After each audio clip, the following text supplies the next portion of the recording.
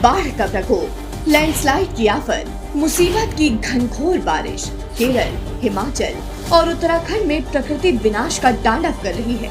लेकिन मोदी सरकार इस आपदा में एक एक नागरिक के साथ चट्टान बनकर खड़ी है।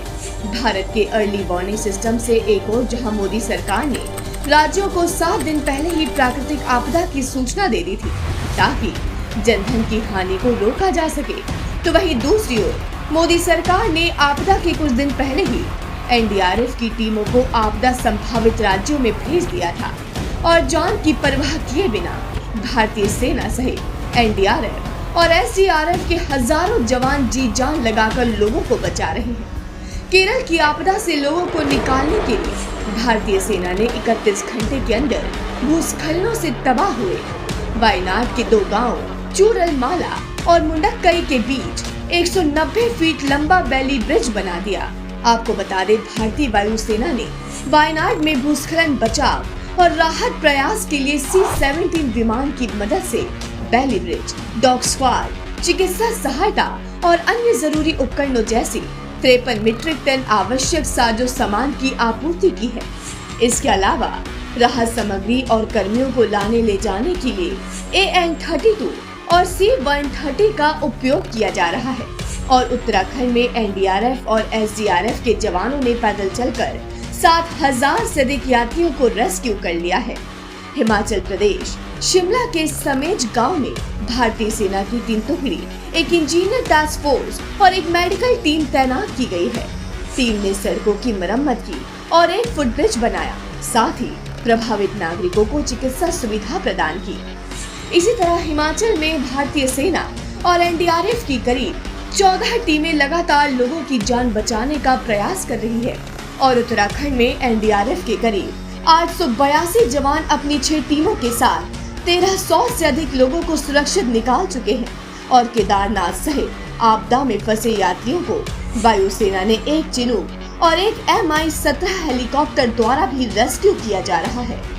इस चुनौती भरे समय में भारतीय सेना, वायुसेना, एनडीआरएफ और एसडीआरएफ के जवान देशवासियों के साथ ढाल बनकर खड़े हैं और अपनी जान पर खेलकर लोगों को हर मुसीबत से बाहर निकालने के लिए तत्पर हैं।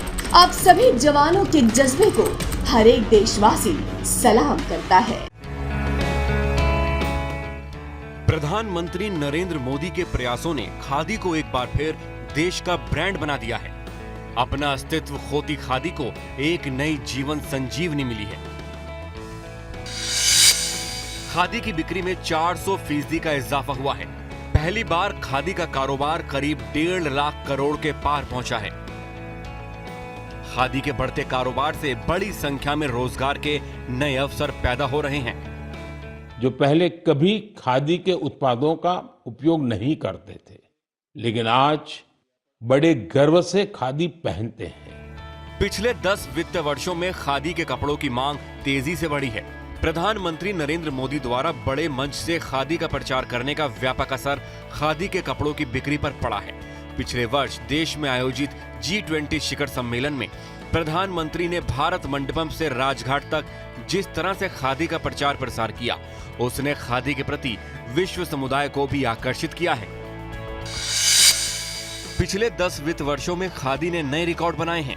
वित्त वर्ष 2013-14 में खादी की बिक्री जहां 31,154.2 करोड़ रुपए थी, वहीं 399.69% की अभूतपूर्व वृद्धि के साथ 2023-24 में ये 1,55,673.12 करोड़ रुपए पहुंच गई है, जो कि अब तक की सर्वाधिक बिक्री रही है।